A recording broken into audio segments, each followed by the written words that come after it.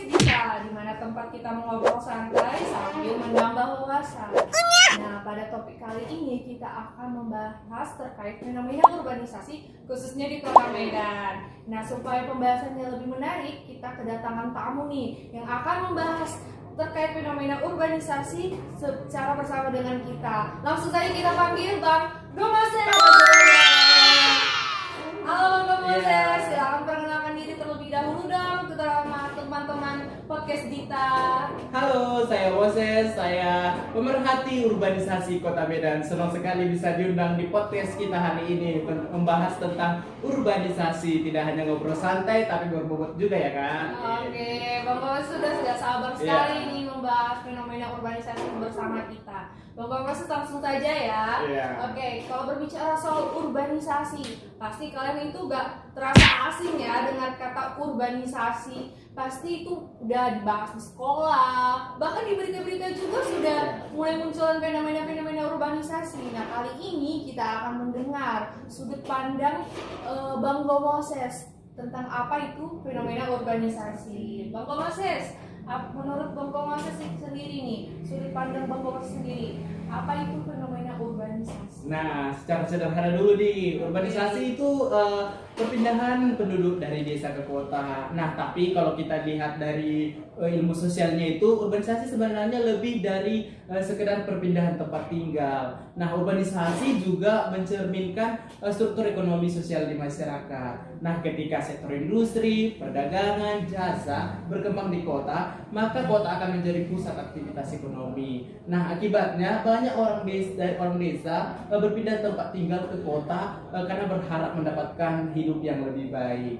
Nah, menariknya penduduk Indonesia itu 60% itu sudah tinggal di kota, Kak. Nah, ini menunjukkan bahwa kehidupan masyarakat Indonesia memang terkonsentrasi di kota.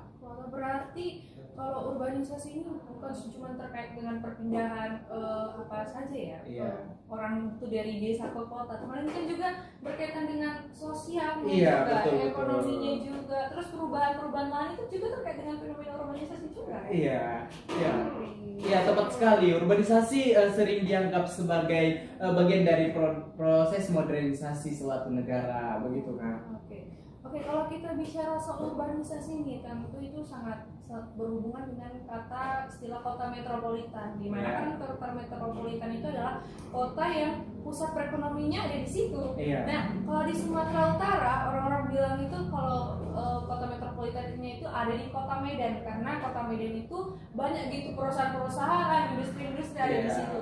Nah, berarti dapat disimpulkan bahwa orang-orang Sumatera Utara yang ingin mencari pekerjaan atau ingin menaikkan tarif kehidupannya itu pindah lah ya di Kota Medan. Iya, memang begitu. Medan memiliki posisi yang cukup strategis sebagai pusat perdagangan dan jasa di Sumatera Utara.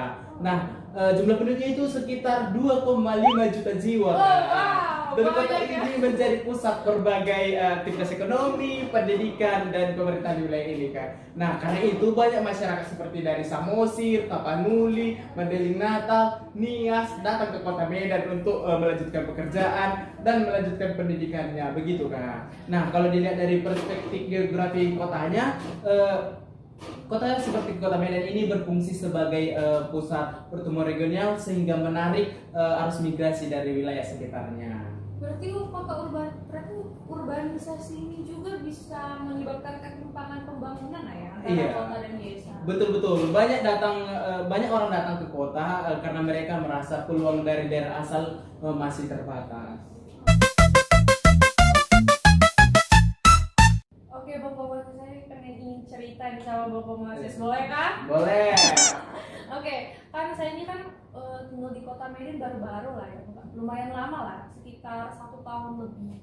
Nah, tapi 1 tahun lebih itu saya kayak ngerasa kok makin banyak ya orang-orang di Kota Medan, kayak nggak sebanyak waktu saya pergi ke Kota Medan gitu.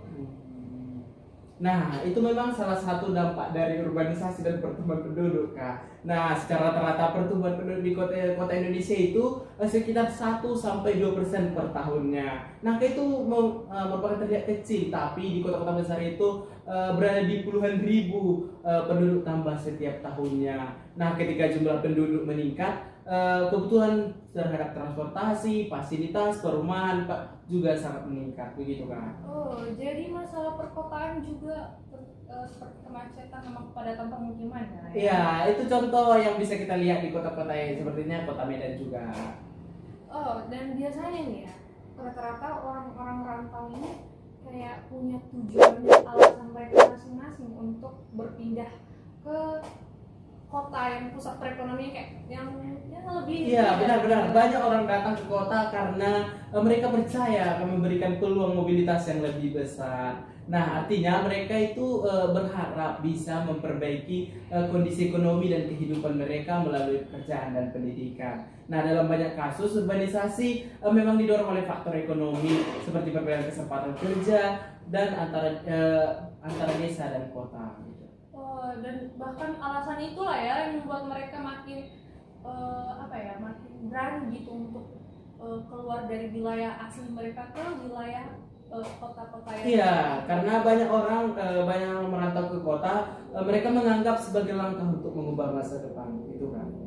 Iya sih, orang-orang tuh sering beranggapan ya kalau ke kota itu langsung dapat pekerjaan yang bagus. Tapi sebenarnya gimana ya realita lapangan pekerjaan di kota Medan ini? Nah, secara teori memang begitu. Nah, karena kota itu merupakan pusat ekonomi. Nah, setelah saya turun ke lapangan nih Kak, tapi ada praktiknya persaingan di kota itu juga sangat tinggi. Nah, data ketenagakerjaan menunjukkan bahwa tingkat pengangguran terbuka di Indonesia itu masih sekitar 5% dari total angkatan kerja, dan sebagian besar pencari kerja itu berada di wilayah perkotaan. Nah, jadi walaupun peluang kerja tersedia, jumlah orang yang mencari atau peminatnya itu juga sangat banyak Kak, begitu. Waduh, berarti orang-orang tersebut secara teori itu nggak langsung dapat pekerjaan mereka ya? Iya, banyak pendatang yang akhirnya harus memulai dari pekerjaan yang berbeda dengan rencana awal mereka.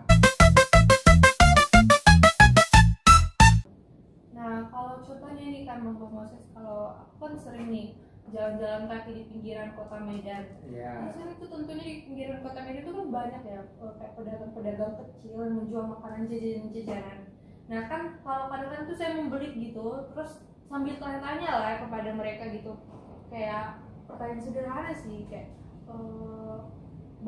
kayak kakak itu tinggal di mana kakak, orang mana kakak. Ternyata rata-rata mereka tuh bukan penduduk asli kota Medan. Betul, dan sebenarnya sektor ini sangat besar peranannya. Sekitar 55-60% tenaga kerja Indonesia bekerja di sektor informal. Nah, sektor ini sering menjadi tempat bagi pendatang yang belum memiliki pekerjaan tetap atau keterampilan tertentu. Oke, berarti ini kalau salah satu permasalahan di kota Medan ini juga sih, saya rasakan sendiri sih kayak kesel gitu. Itu kemacetan sih, paling kemacetan. Nah, kemacetan itu sering menjadi salah satu indikator pertumbuhan di kota. Nah, jumlah kendaraan di Sumatera Utara ini Kak, sekarang itu lebih dari 8 juta unit. Nah, dan sebagian besar berada di kawasan perkotaan seperti Medan ini. Nah, kalau pertumbuhan kendaraan lebih cepat dibanding pembangunan infrastruktur transportasi, maka kemacetan akan menjadi semakin sering terjadi. Oh, oke. Berarti kalau semakin banyak penduduk berarti semakin banyak pula kebutuhan kayak transportasi, kayak pemukiman gitu lah ya. Iya benar, pertumbuhan penduduk kota membuat kebutuhan perumahan semakin besar. Namun di sisi lain, lahan kota terbatas dan harga tanah terus itu meningkat. Nah, akibatnya muncul kawasan permukiman yang sangat padat di beberapa wilayah kota, sepertinya kota Medan juga sih. Oh, berarti kota Medan ini juga mempunyai perbedaan yang mencolok ya? Iya betul, itu juga salah satu realita kehidupan perkotaan. Nah, di satu sisi kita melihat pembangunan modern seperti gedung tinggi dan pusat bisnis. Namun di sisi lain masih ada masyarakat yang hidup dalam kondisi ekonomi yang terbatas. Nah, secara nasional tingkat kemiskinan di wilayah perkotaan masih sekitar 6-7% gitu kan. Oke, berarti urbanisasi sangat mempengaruhi lingkungan kota lah ya?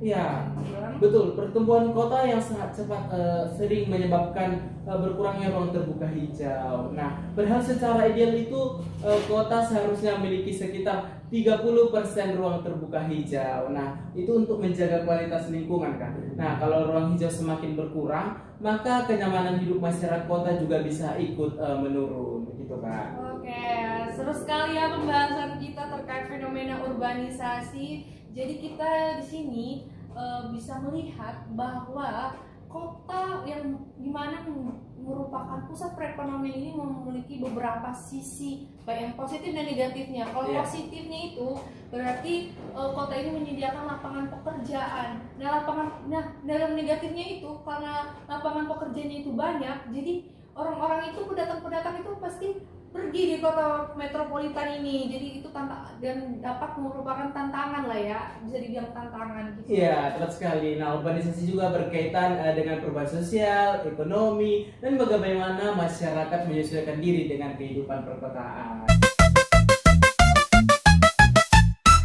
Saya ucapkan terima kasih untuk Bang Moses yang sudah menyempatkan waktu untuk hadir di sini sekaligus berbagi cerita dan wawasan kepada kita. Dan saya juga berterima kasih kepada penonton podcast Gita yang mau menonton podcast Gita pada episode kali ini. Dan saya Nandita Septika Bayha pamit undur diri dan saya Moses Warmata pamit undur diri.